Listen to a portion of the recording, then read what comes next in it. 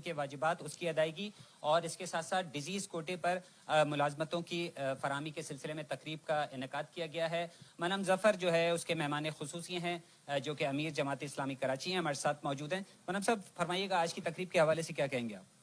آج یہاں نارتھ احمد آباد ٹاؤن میں تقریب رکھی گئی اور اس میں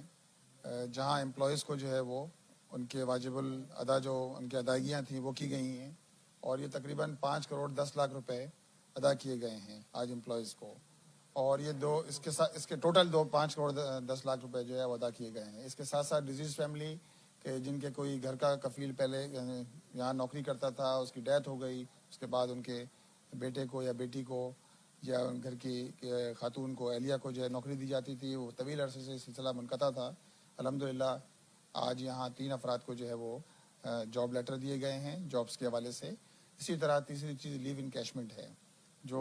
امپلائیز کو یہاں دیے گئے ہیں، اور ایریئرس۔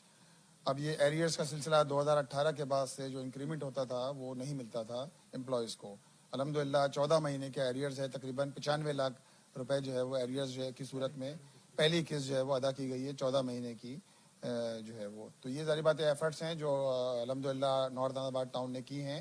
صاحب یہ بتائیے گا کہ ٹاؤن حکومتیں تو ادائیگیاں جو ہے وہ جیسے تیسے کر کے کرنا شروع کر دی ہیں انہوں نے، کے ایم سی کے جو ریٹائرڈ ملازمین ہیں ان کا برا حال ہے اور برسہ برس بیت چکے ہیں، 12.5 ارب روپے سے زائد کے تجاوزات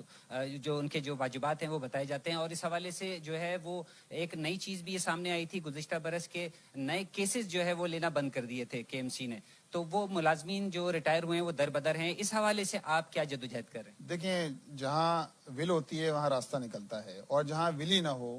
جہاں ساری کنسنٹریشن یہ ہو کہ کسی طرح مال بنایا جائے، کسی طرح لوگوں کو تنگ کیا جائے اور لوگوں کی جیبوں پہ ڈاکہ ڈالا جائے، تو عملاً تو دیکھا جائے تو کے ایم سی اس وقت پیپلز پارٹی کے پاس ہے، مرتضی عواب صاحب میئر ہیں،